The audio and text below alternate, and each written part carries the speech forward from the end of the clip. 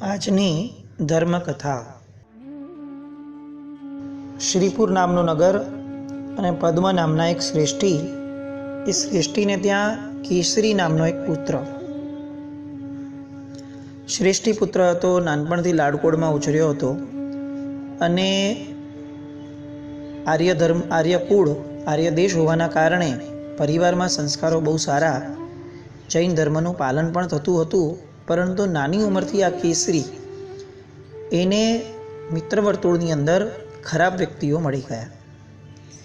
એવી ખરાબ અને કુસંસ્કારી લોકોની સંગતે લાગી ગયો.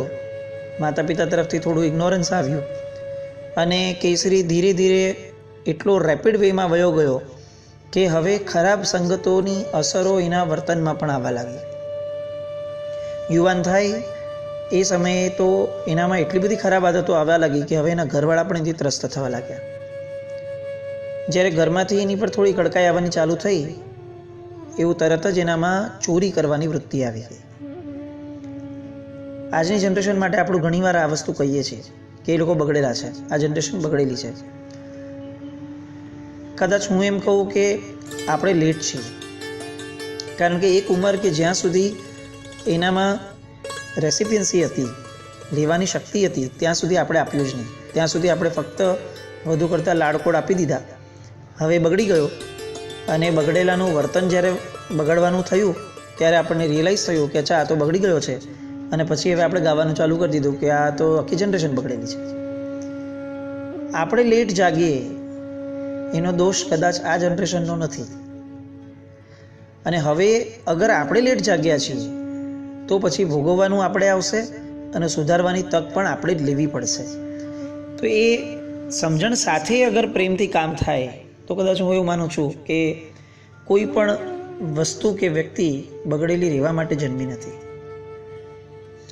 આ કેસરી એની એટલી બધી ખરાબ આદતો અને ચોરીઓ ધીરે ધીરે વધવા લાગી. રાજ્યની અંદર બહુ જ બધા લોકો ત્રસ્ત થયા. રાજા સુધી કમ્પ્લેન ગઈ. રાજાના સિપાહીઓએ પકડ્યો, રાજ દરબારમાં લઈ ગયા. રાજાએ છોડ્યો કે તું તો શ્રેષ્ઠી પુત્ર છે અને થોડું સમજણ, તારા પોતાની કુળની પણ મર્યાદાનું ભાન રાખ, એમ કરી અને છોડ્યો. પણ આવું 2-3 વાર થયું. કેસરીમાં કોઈ ફરક ન પડ્યો અને હવે તો એની ચોરીઓ સાથે બહુ વધારે પડતા લોકોની કનડગત અને મારવા પીટવાનું ચાલુ થયું. હવે રાજાએ એના પિતાશ્રીને બોલાવ્યા અને એ પિતાશ્રીને કીધું કે ભાઈ પદ્મ શ્રેષ્ઠી, તમે આટલું સરસ રેપ્યુટેશન તમારી છે અને તમારો દીકરો આવું કરે છે, તો હવે અમારે શું કરવું? અને ત્યારે પદ્મશ્રેષ્ઠી કહે છે કે અમે લોકો પણ એમથી ત્રસ્ત છીએ. રાજન, એક ચોરને યોગ્ય જે પણ નિર્ણય હોય એ નિર્ણય આપ લઈ શકો અને આપ એને સજા કરો. અમને કશો વાંધો નથી, કારણ કે હવે અમારા હાથમાં આ વ્યક્તિ રહ્યો નથી. રાજા વધુ પડતી કમ્પ્લેન્સ આવ્યા પછી એને દેશ નિકાલ કરી દે છે અને એને બીજા દેશમાં રવાના કરી દે છે.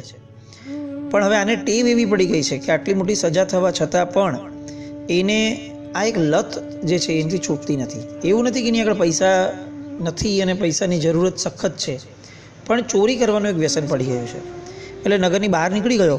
ત્યાં એક સરોવર પાસે આવ્યો. સરોવર પાસે વૃક્ષ હતું અને વૃક્ષ ઉપર ચડી અને ગોતે છે કે હવે હું અહીંયાથી ક્યાં ચોરી કરું. અને હવે આ તો હતું જંગલ. જંગલમાં તો ક્યાં ચોરી કરવાની કોઈ તક જ મળવાની. પણ દૂર દૂરથી જોતા અચાનક એને એવું લાગ્યું કે આકાશમાંથી કોઈ એક સિદ્ધ પુરુષ નીચે ઉતરી રહ્યા છે. એને આ જેવું જોયું એને સખત આશ્ચર્ય થયું અને એને એમ લાગ્યું કે આ તો મારી શ્રેષ્ઠ તક છે. એટલે સીધો એ દિશામાં ભાગ્યો અને એ સિદ્ધ પુરુષ નીચે ઉતરી અને સરોવરમાં સ્નાન કરવા જઈ રહ્યા હતા. એ સમયે એની જે પાદુકાઓ છે, ચરણ પાદુકા, જેના કારણે એ ઉડી શકતા હતા, એ પાદુકા એણે પહેરી લીધી અને પોતે આકાશમાં ઉડી ગયો. હવે તો એને જેકપોટ લાગી ગયો. એટલે એના આનંદનો પાર નહીં અને બસ હવે ઉડવાનું, ચોરી કરવાની, ચોરી કરીને પાછું ઉડી જવાનું અને જલસા કરવાના. આવી રીતે કરતાં કરતાં એનો કોન્ફિડન્સ એટલો બધો વધી ગયો કે એ છેક રાજ દરબાર સુધી પહોંચી અને ત્યાં પણ ચોરી કરવા લાગ્યો. હવે રાજા અતિશય ગુસ્સે થયા અને હવે નક્કી કર્યું કે હવે સિપાહીઓ નહીં, હું પોતે ચોરની શોધમાં જઈશ.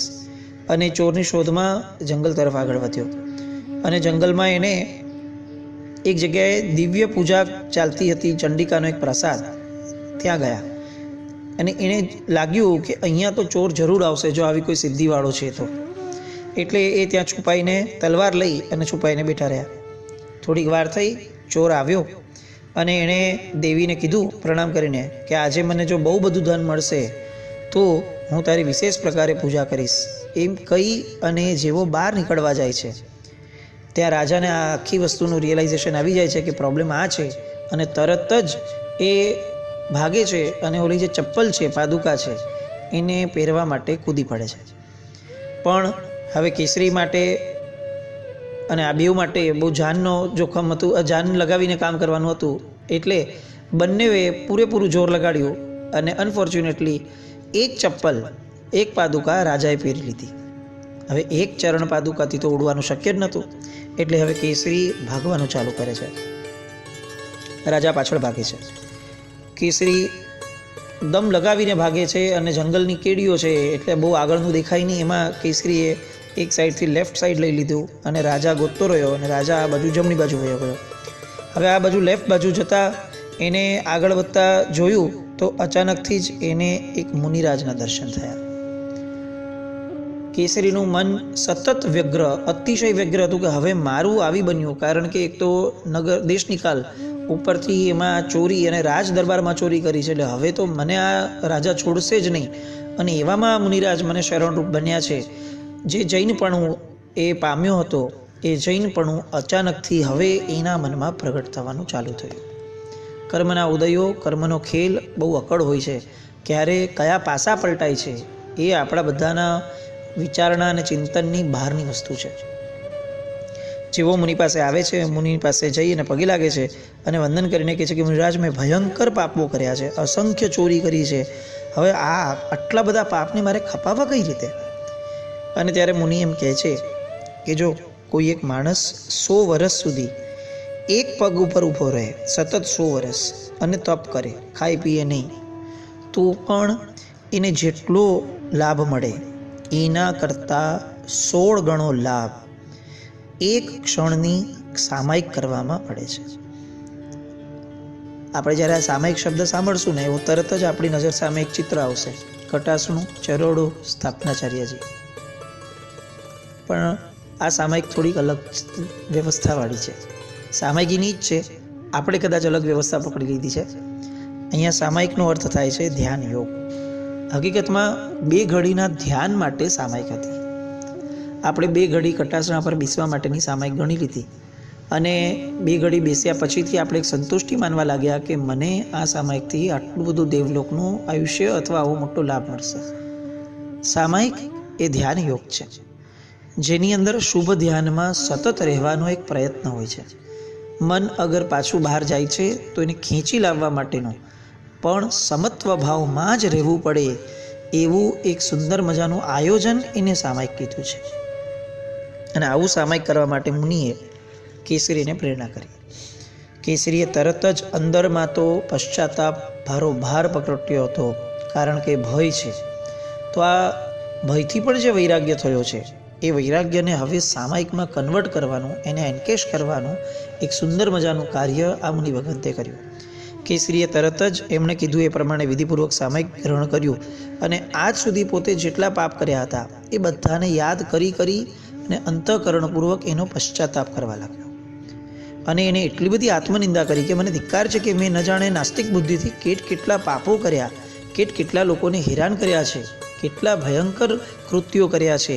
અને આમ કરતાં એની અંદર સામાયિક પ્રગટી, સમત્વ ભાવ પ્રગટ્યો. કારણ કે જેમ આ ભાવના વધતી ગઈ એમ એક ભાવના અંદરથી પ્રગટતી ગઈ કે તું તો આત્મા છે. આ દૈહિક ભાવના કારણે તે આવા ભયંકર પાપ કર્યા એ તો 100% આ વાત છે, પણ સૌથી મોટું પાપ તો એ છે કે તું પોતાના સ્વરૂપને ભૂલી ગયો. તે તારા સ્વરૂપની ચોરી કરી લીધી અને તું પોતે આત્મા હોવા છતાં પોતાને શરીર માની અને આટલા પાપોમાં રત થઈ ગયો. તો તારા આત્મા સ્વરૂપને હવે કોણ સંભાળશે? તારા આત્માની હારે કોણ રહેશે? તું તારા સ્વરૂપમાં ક્યારે લીન થઈશ? અને આવો ભાવ અંદર પ્રગટતા અંદરની ખરી સામાયિક એનામાં ઉજાગર થવા લાગી. અને ઉજાગર થતાં પોતે વિચારોની ધારામાં એવા ચડ્યા ધર્મ ધ્યાનમાંથી શુક્લ ધ્યાન અને એમાંથી ક્ષપક શ્રેણી માંડી અને ત્યાં ને ત્યાં જ ઊભા ઊભા એમને કેવળ જ્ઞાન થયું. કેસરી ચોર, ચોરને કેવળ જ્ઞાન. હજી તો જસ્ટ ભાગીને આવ્યો છે ભયથી, અને ત્યાં કેવળ જ્ઞાન. આ બાજુ શોધતો શોધતો રાજા આવે છે, અને રાજા આવીને જુએ છે કે આ તો ચોર છે. પણ ચોરની આજુબાજુ દેવતાઓ એની સેવા કેમ કરી રહ્યા છે, એનો મહોત્સવ કેમ કરી રહ્યા છે, રજોહરણ આદિ એને પ્રદાન કેમ કરી રહ્યા છે? અને ત્યારે મુનિરાજ આ બધું જોનારા રાજાને સામેથી સંબોધીને કહે છે કે આ કેવળ જ્ઞાનની ઉપલબ્ધિ એ એને કરેલી સામાયિકને આભારી છે. સામાયિકના ફળ સ્વરૂપે એને આ કેવળ જ્ઞાન પ્રાપ્ત થયું છે. કારણ કે કરોડો જન્મ સુધી ઉગ્ર તપસ્યા કરવા છતાં જેટલા કર્મનો નાશ નથી થતો, એટલા કર્મનો નાશ સમતા ભાવે સામાયિક કરનારને માત્ર અડધી ક્ષણમાં થઈ જાય છે. આપણે સામાયિક યાદ રાખ્યું, પણ સમતા ભાવે સામાયિક આ શબ્દ ભૂલી ગયા. આજે નૌપતજીની હોળીનો બીજો દિવસ, સિદ્ધપણું. આજે આ કથા લેવાનો આશય પણ આ જ કે ખરેખર સિદ્ધપણું અથવા મોક્ષ જેને પામવા માટે આપણે બધા પ્રયત્નો કરીએ છીએ એ એટલો ડિફિકલ્ટ નથી જેટલું આપણે માનીએ છીએ. પણ કદાચ આપણા ટ્રેક જ અલગ છે.